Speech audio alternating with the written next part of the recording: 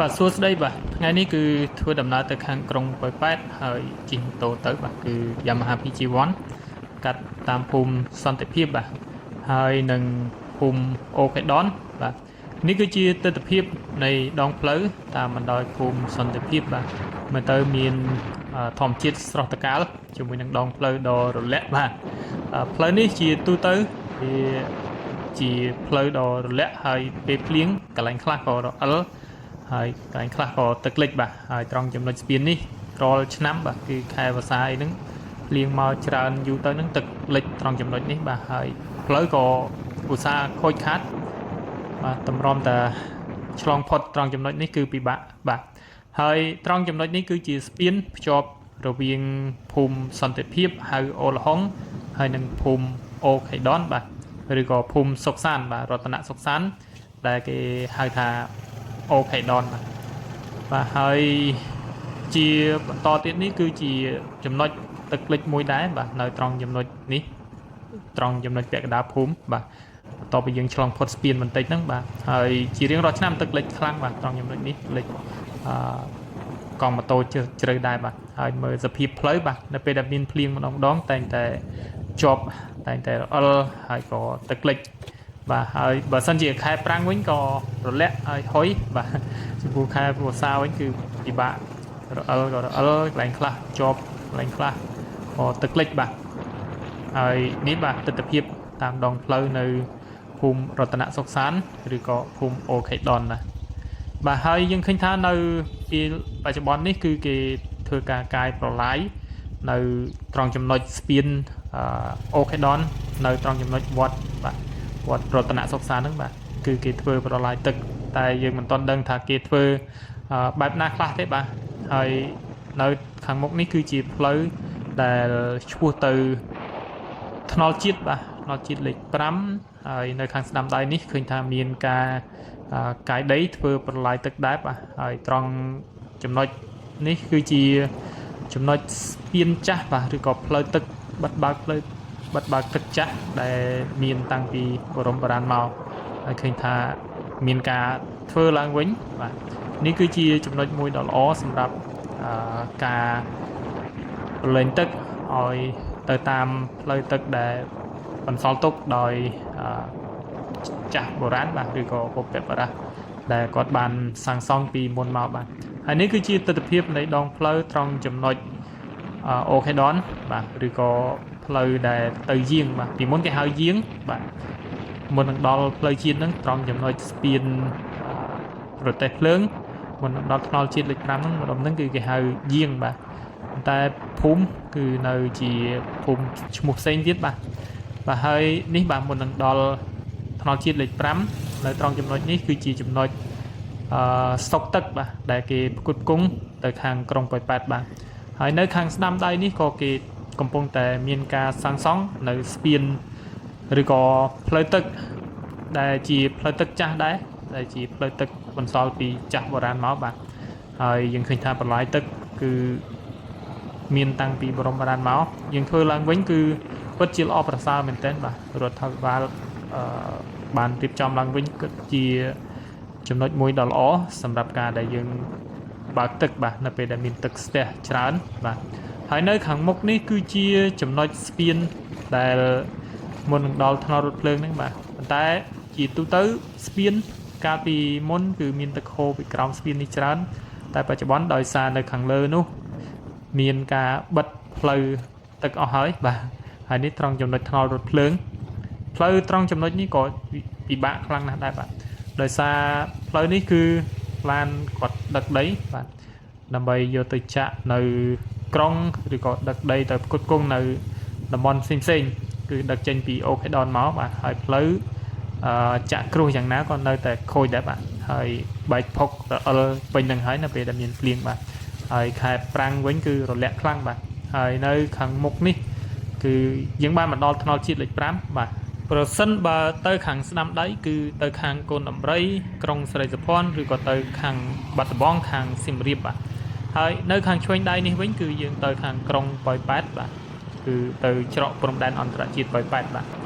ហើយផ្លូវខាងស្ដាំដៃនៅពេលដែលយើងឡើងពីភ ផ្លូវអូខេដនមិញហ្នឹងគឺមានផ្លូវទៅខាងរោងចក្រអូនៀងបាទដែលជាតំបន់សេដ្ឋកិច្ចពិសេសអូនៀងបាទអូខេហើយនៅពេលដែលយើងហួសពីផ្លូវនេះទៅនៅតំបន់ខាងមុខគឺមានដើមពោធិ៍យីម៉ៅបាទដែលគេហៅថាដើមពោធិ៍យីម៉ៅគឺជាតំបន់មួយដែលគេតែងតែធ្វើបុណ្យបាទគេមកសែនព្រេននៅទីនេះហើយនៅទីនេះគឺនៅជិតនឹងវត្តភូមិអណ្ដូងថ្មបាទហួសដើមពោធិ៍នឹងបន្តិចគឺមានខ្លងទ្វារវត្តមួយបត់ចូលទៅខាងស្ដាំដៃគឺហៅថាភូមិអណ្ដូងថ្មបាទឥឡូវនេះយើងមកដល់ត្រង់ចំណុចស្ទឹងបត់បាទបើសិនជាបត់ទៅខាងស្ដាំដៃគឺជាផ្លូវទៅខាងផ្លូវ58ឬក៏ទៅខាងអូ3ជាន់ទៅខាងបឹងត្រកួនឬអាចទៅដល់ខេត្តឧត្តរមានជ័យបាទហើយបើសិនជាយើងទៅត្រង់គឺទៅខាងក្រុងប៉ោយប៉ែតហើយចំពោះនៅខាងឆ្វេងដៃនេះវិញគឺជាច្រកចិញ្ចូលនៅតំណែងនៅខាងស្ទឹងបត់បាទហើយមានរង្វង់មូលនេះគឺមានក្រាសាំងបាទហើយក្រាសាំងនេះគឺជាក្រាសាំង PTT ដែលនៅទីនេះមាន 7-Eleven ហើយនឹង Amazon បាទហើយនឹងអាហារផ្សេងៗដែលអាចសម្រាប់អ្នកធ្វើដំណើរឆ្ងាយៗផ្សេងៗហ្នឹងអាចចូលសម្រាប់ញ៉ាំអាហារនៅទីនេះបានបាទហើយឆ្ពោះទៅមុខគឺយើងទៅខាងក្រុងប៉ោយប៉ែតបាទឥឡូវនេះយើងមកដល់ជិតផ្សារកណ្ដាលបាទមុននឹងយើងដល់ផ្សារកណ្ដាលមានស្នងការក្រុងប៉ោយប៉ែតនៅមុនហ្នឹងបាទខាងមុខផ្សារកណ្ដាលហើយនៅពេលដែលយើងទៅដល់ខាងផ្សារកណ្ដាលផ្លូវមុននឹងចូលដល់ផ្សារហ្នឹងគឺរៀងពិបាកបន្តិចបាទមុននឹងចូលដល់ក្រុងហ្នឹងបាទនេះបាទគឺទិដ្ឋភាពនៃផ្លូវមុននឹងយើងចូលដល់ផ្សារកណ្ដាលគឺមានការខូចខាតជាខ្លាំងបាទក្លុកជ្រៅមែនទែនបាទគឺខូចខាតដោយសារទឹកបាទភ្លៀងខ្លាំងទៅឡានបើកបរទៅផ្លូវស្រុតកន្លែងខ្លះក៏ក្រហមបាទនៅខាងស្ដាំដៃនេះវិញបាទគឺជាវត្តផ្សារកណ្ដាលបាទខ្ញុំមិនសូវជាស្គាល់ឈ្មោះចំទេបាទស្គាល់តែឈ្មោះដែលគេនិយមហៅបាទហើយនៅក្រុងប៉ោយប៉ែតពេលបច្ចុប្បន្ននេះគឺផ្លូវមានការកកស្ទះខ្លាំងមែនទែនបាទដោយសារបច្ចុប្បន្នប្រជាជនដែលមករស់នៅក្រុងប៉ោយប៉ែតគឺច្រើនបាទហើយបន្ទាប់ពីហួសផ្សារកណ្ដាលមកបាទនៅត្រង់ចំណុចនេះគឺជាមុខសាលាក្រុងប៉ោយប៉ែតហើយនៅខាងស្ដាំដៃនេះគឺ Bet World បាទដែលជា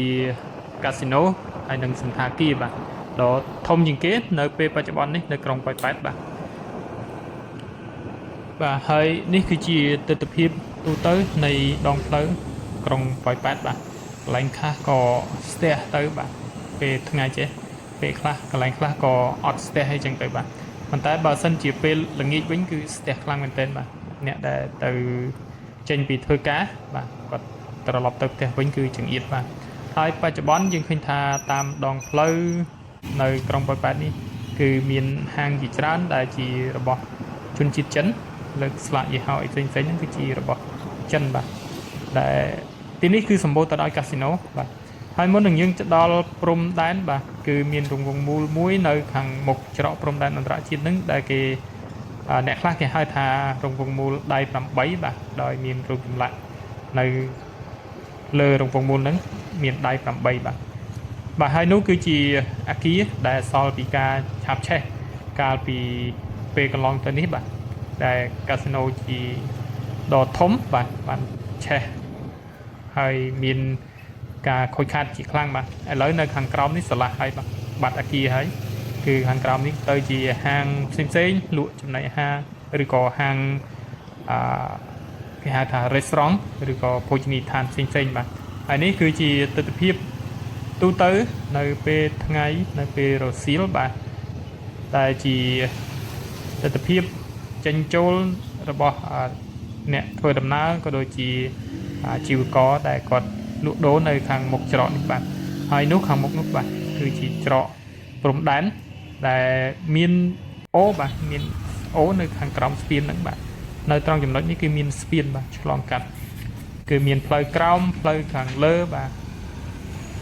ហើយនេះបាទគឺយើងមើលទៅមមាញឹកដែរបាទប៉ុន្តែមិនសូវជារវល់មមាញឹកខ្លាំងដូចពេលព្រឹកហើយនិងពេលល្ងាចទេបាទភាគច្រើនគឺអ្នកដែលគាត់ធ្វើដំណើរមកដល់ព្រំដែនឬក៏ច្រកចេញចូលនេះគឺភាគច្រើនគាត់មកដល់ពេលរសៀលរៀងល្ងាចបន្តិចហើយអ្នកដែលគាត់ចេញទៅខាងឆ្លងដែនទៅទិញរបស់ផ្សេងៗហ្នឹងគឺនៅពេលព្រឹកបាទ បាទការពិតទៅនៅទីនេះក៏មានផ្លូវរថភ្លើងដែលឆ្លងកាត់ពីប្រទេសកម្ពុជាទៅខាងក្រុងប៉ោយប៉ែតដែរតែមិនសូវជាឃើញរថកាត់ទេបាទហើយបើយើងបត់ខាងស្ដាំពីច្រកព្រំដែនអន្តរជាតិមកគឺសម្បូរទៅដោយកាស៊ីណូហើយនឹងបត់តំបន់កំសាន្តផ្សេងៗបាទតែនៅទីនេះគឺមានយូរហើយកាស៊ីណូនៅទីនេះបាទហើយនេះគឺជាទស្សនវិជ្ជាទូទៅខាងស្ដាំដៃគឺជាកាស៊ីណូធំៗបាទហើយបើយើងទៅខាងមុខគឺយើងទៅតំបន់ដែលសម្បូរមនុស្សគាត់មកកំសាន្តនៅទីនេះមានផ្សាររាត្រីហើយនឹងមាន Big C ដូចជាផ្សារទំនើបផ្សេងៗជាច្រើនហើយក៏មាននៅក្លឹបកំសាន្តហើយក្លឹបជាច្រើនបាននៅទីនេះដែលល្បីជាងគេនោះគឺ Mac Club បាទដែលមានមនុស្សម្នាជាច្រើនគេចូលចិត្តមកកំសាន្តនៅ Mac Club បើសិនជាអ្នកដែលគាត់ដើរលេងនៅពេលរាត្រីបាទពេលយប់បាទបន្ទាប់ពីគេទៅដើរផ្សាររាត្រីហើយគេក៏ចូល Mac Club អីចឹងទៅនឹងសម្រាប់អ្នកដែលគេមកកំសាន្តផ្សេងៗបាទហើយក៏មានឃើញនៅ Brown Cafe ដែលគេទៅតែបើកនៅខាងមុខហ្នឹងបាទខាងមុខ